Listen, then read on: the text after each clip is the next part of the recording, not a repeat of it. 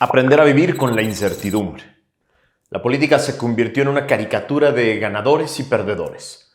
Los grupos ganadores celebran la reivindicación a costa de lo que sea. La tribalización de la política destruye la universalidad de los derechos y las libertades de todos. No necesitas reivindicación. Necesitamos recuperar la república de leyes y de derechos. Derechos para todos. De eso se va a tratar el episodio 260 de hoy de Factor Kaiser. Te pido que me ayudes a compartirlo por todos lados. Sí, sé que estamos en un momento oscuro, difícil, de mucha frustración, pero justo hice este capítulo para ayudarme a entenderme a mí mismo y ver si puedo colaborar contigo para que esta incertidumbre, esta oscuridad, esta frustración y enojo que seguro sientes el día de hoy pueda conducirse de la mejor manera. Ayúdame por eso a poner esto en todos tus chats y redes sociales para que más mexicanas y mexicanos se vuelvan como tú, factor de cambio. Acompáñame a ver el episodio de hoy.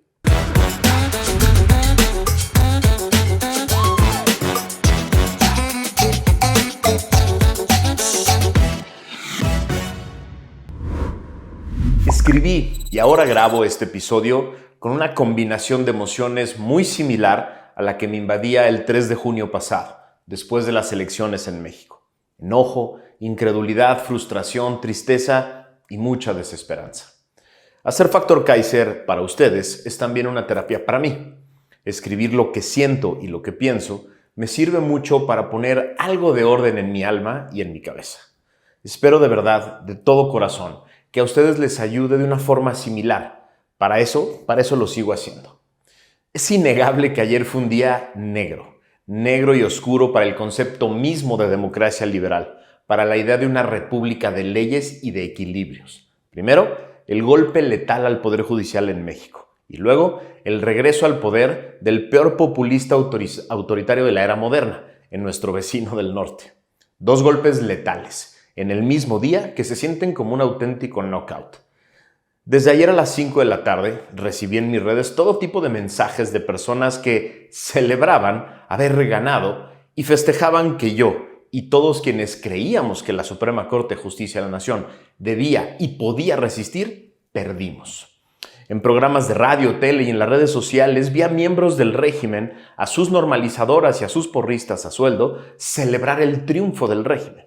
Nadie de ellos está convencido de que su aberrante reforma traerá más justicia a los mexicanos de a pie, ni piensan que acabará con la corrupción en el Poder Judicial, ni creen que es siquiera factible la locura de proceso electoral que proponen. Y aún así, celebran el día como una gran victoria política.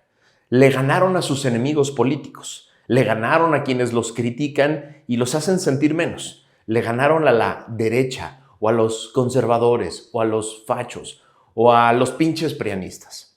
Como si fuera parte de esos ejércitos antiguos a los que se les daba un día para saquear los pueblos conquistados y quedarse con todo lo que cayera en sus manos, la porra del régimen se siente parte del equipo ganador. Es muy común en mis redes y en las redes de quienes defendemos a las instituciones y a la república ver mensajes con verte llorar tengo suficiente, o verlos retorcerse es mi premio, o el sufrimiento de los fachos es lo único que me importa. Y les creo, de verdad les creo, cuando dicen que lo importante para ellos es que se sienten reivindicados con la derrota de aquellos que ven como los otros, los enemigos, los culpables de todos mis problemas. Algo muy similar veo tanto en las redes mexicanas como en las redes y programas de radio y tele de nuestro vecino del norte. La gran celebración de muchos es que perdió la izquierda, perdieron los de la agenda woke, perdieron los liberales, ganamos los conservadores, ganamos los que creemos en la familia y odiamos a los migrantes, odiamos a las minorías raciales y religiosas y odiamos a las personas con preferencias de vida diferentes a las de los que nosotros conformamos que somos los que ganamos. Los deseos de quienes se sienten victoriosos allá son muy similares a los que celebran en México la derrota del Poder Judicial. Se chingan los que piensan diferentes a mí. Ese es todo. Según las primeras encuestas de salida, el 60% de los hombres blancos, que representan el 34% del electorado, votaron por el señor Naranja, igual que el 52% de las mujeres blancas, que son el 37%. Así, fue el 71% del electorado, que está conformado por hombres y mujeres blancas, quienes le dieron el triunfo y quienes quizá sí pueden decir que ganaron, porque tienen la esperanza de detener la diversidad e inclusión política que estaba surgiendo en Estados Unidos hace tiempo, que, según ellos, amenazaba sus privilegios. Quienes celebran en México el resultado electoral del vecino expresan fantasías como ahora sí que se cuiden los cárteles, o que bombardee a México, o ya se jodió Claudia, o se acabó el socialismo y la agenda woke, y cosas por el estilo. Puras fantasías. Sueñan con la fantasía de que el presidente electo allá resolverá los problemas que tenemos acá. Las incongruencias y barbaridades ideológicas que leo aquí y allá son una trágica caricatura de nuestros tiempos. Desde los obradoristas que se dicen de izquierda, pero admiran al señor Naranja, hasta los que odian al obradorato porque destruyó la democracia mexicana, pero dicen amar al señor Naranja porque es el hombre fuerte que acabará con la izquierda socialista de México y del continente. Algo así. A mí me explota la cabeza cuando los leo. Y me asombra que no se den cuenta cómo conviven felizmente entre ellos, en los extremos. Tienen algo muy evidente en común. Piensan que la política es como un deporte organizado. Te casas con un equipo de fútbol para toda la vida, lo apoyas en las buenas y en las malas, celebras cualquier gol que mete, le restriegas en la cara los triunfos al equipo odiado y mientas madres cuando el árbitro le marca algo que crees equivocado para tu equipo. Yo así soy para ver el fútbol, lo confieso, el fútbol y el americano. Soy un energúmeno que le grita a la televisión, como si algo fuera a cambiar en el terreno de juego. Pero he ido aprendiendo, con los años, a ver la política como algo completamente diferente al deporte organizado. La política no puede ser un simple juego de ganar o perder. Quienes la ven así, la reducen a una caricatura inútil. Por supuesto que en política se gana y se pierde. Por supuesto que hay bandos, hay reglas, hay árbitros. La gran diferencia es que en política, cuando un bando gana, las vidas concretas de millones de personas se transforman. A veces para bien, muchas veces para mal.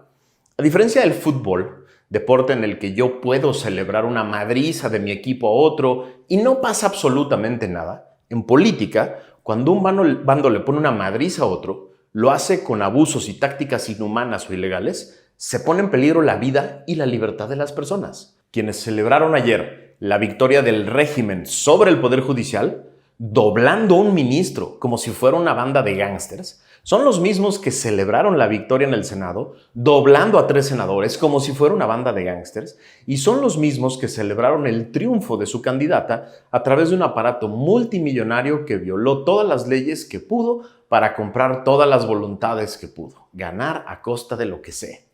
Chilla, pinche facho, tus lágrimas son mi alimento. Así, tal cual me dijo ayer una persona en Twitter. Y le creo. Le creo que mi coraje, mi frustración, mi enojo lo alimenta. Es lo único que puede ver. A esta persona le es imposible ver que la destrucción del Poder Judicial, la concentración de poder y la desaparición de la división de poderes es un drama para todos, incluido él. En su mente, la política es solo un juego de reivindicaciones de traumas, de complejos y heridas que sanan, según él, cuando gana el mío. Es la tribalización de la política, decía el rabino Jonathan Sachs. Es el triunfo de los míos y la derrota de los otros, lo único que importa. No seas inocente, así es la política y así ha sido siempre. Me podrán decir algunos con todo cinismo, y me lo dicen.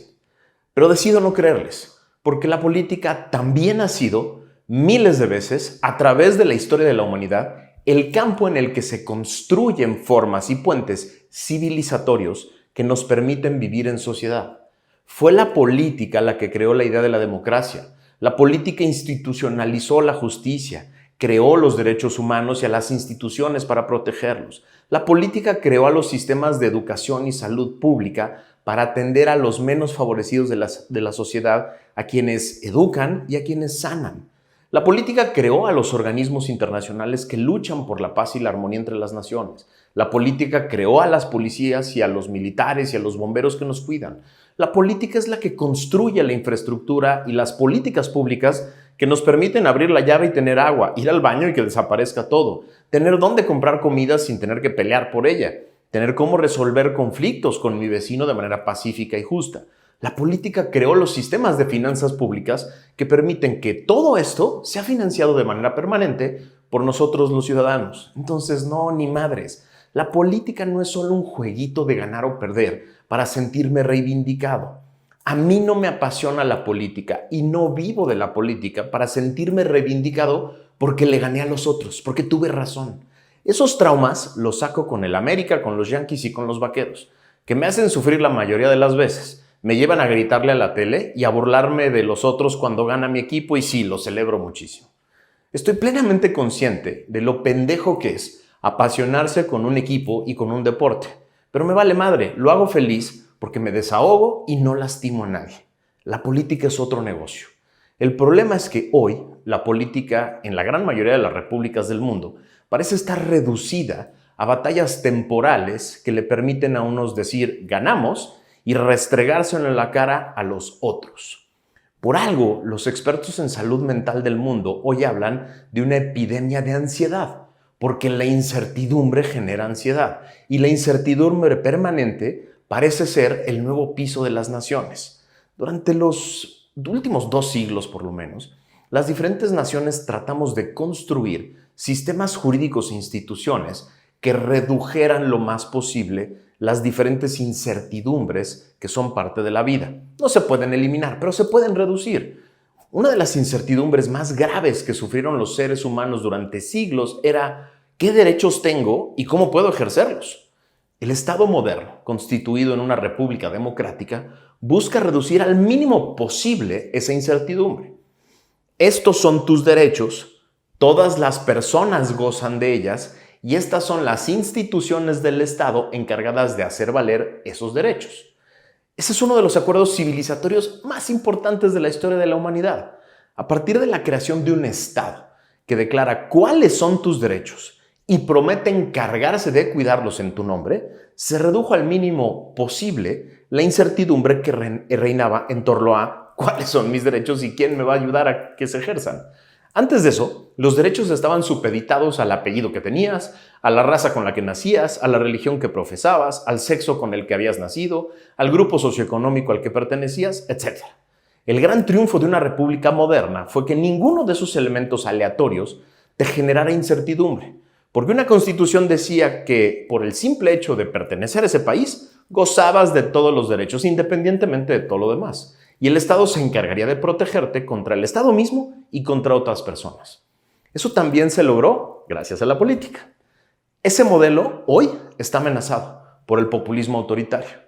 La angustia que sentiste ayer por lo que sucedió en México y en el vecino del norte surge de la incertidumbre que se genera al no pertenecer al nuevo grupo en el poder. La comparto contigo, ¿eh? Es una angustia terrible saber que hoy los derechos y las libertades solo están garantizados para quienes profesan amor y lealtad al grupo en el poder. Sí está del carajo saber que quienes hoy celebran triunfos políticos en realidad también están celebrando la pérdida de derechos y de libertades de quienes no son parte del grupo que llegó al poder. Muchos de ellos se sienten reivindicados porque antes esa misma angustia la sentían ellos. No los justifico, pero los entiendo. Entiendo a varios grupos y a personas que hoy sienten más tranquilidad porque creen que los suyos están en el poder y no tienen que sentir esa angustia que sentían antes cuando estaban los otros. Ese es el ciclo terrible. Esta es la incertidumbre con la que tendremos que vivir un rato. Sí, ni modo. Tenemos que acostumbrarnos. Durante un tiempo, espero que solo un tiempo indeterminado, habrá pocas certezas para millones de personas y tendremos que aprender a vivir así. Ahora, lo más importante es qué vamos a hacer hacia adelante. Esa es la gran pregunta. Una enorme tentación es buscar la reivindicación, la nuestra. Como tribu dolida y relegada, buscar regresar a los espacios de poder para saldar cuentas, para desquitarnos de quienes nos provocaron esta incertidumbre y esta angustia. Ese es el ciclo interminable en el que hemos estado en México y en nuestro vecino del norte y en toda América Latina. Unos llegan para reivindicarse de los otros. A mí eso no me interesa, en lo más mínimo. Mis traumas y mis resentimientos los sacaré viendo la tele y mentando madres con mis equipos favoritos. Yo quiero hacer política y analizar la política para ser parte de la reconstrucción, de la recuperación de una república de derechos para todos, incluso de aquellos que hoy me cagan y me mientan la madre. Yo no quiero reivindicación, yo no quiero tener la razón. Yo no quiero apapachar a mi ego lastimado.